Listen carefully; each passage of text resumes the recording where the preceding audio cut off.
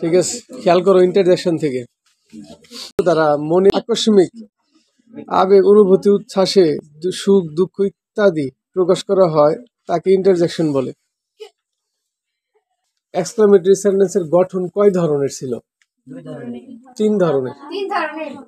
How দ্বারা, what দ্বারা, interjection word দ্বারা। এই সেই ইন্টারজেকশন। বুঝতে পারছো কি? কেউ বলতে পারবা যে ইন্টারজেকশন ওয়ার্ড দ্বারা যেটা ছিল সেটার গঠন কেমন ছিল? না না, ইন্টারজেকশন ওয়ার্ড বিস্ময় চিহ্ন, বিস্ময় চিহ্ন, ধন্যবাদ। ইন্টারজেকশন ওয়ার্ড বাক্যের কোথায় বসে? প্রথমে বসে। অর্থাৎ এই ইন্টারজেকশন ধারা বোঝা যাবে এটা কি, মনের যে তোমার ইচ্ছা আকাঙ্ক্ষার কথা আছে সাধারণত, মানে দুঃখ, হঠাৎ করে চমকে ওঠা, মানে উচ্ছ্বাস, অতিরিক্ত উচ্ছ্বাস, এই সমস্ত ভাবমূর্তি হচ্ছে তোমার কি ইন্টারজেকশনের ওয়ার্ড। যেমন হুররা, হুররা today is holiday,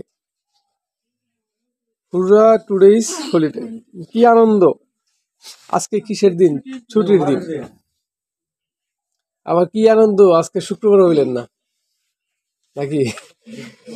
today is holiday আবার ঝুঁকে বলে ফেলবে না কি আনন্দ আজকে শুক্রবার, কারণ আমাদের মুসলিম জাতির ছুটির দিন হচ্ছে শুক্রবার, হিন্দু ওদের শনিবার, মেবি রবিবার, বড়দিন, স্যাটারডে, সানডে না সানডে।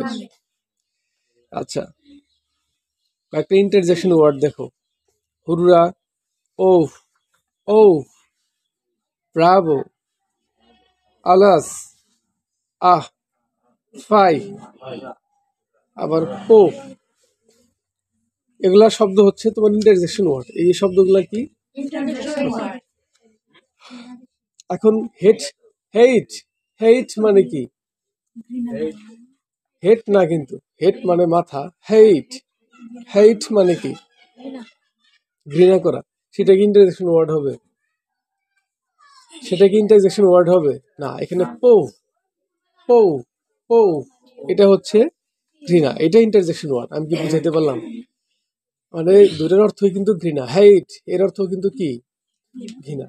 আর পো এর অর্থ কিন্তু ঘৃণা। তার মানে হেট এটা কিন্তু ইন্টারজেকশন ওয়ার্ড নয়।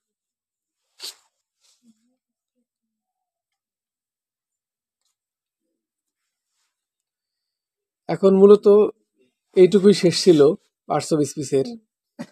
পার্টস অফ স্পিচের আমাদের এই পর্যন্ত শেষ ছিল, 8টায় ছিল, 8টায় মোটামুটি কভার হয়ে গেছে। তবে এর মধ্যে ইম্পর্টেন্ট ক্লাসগুলোর কথা একটু না বললেই নয়, যেটা হচ্ছে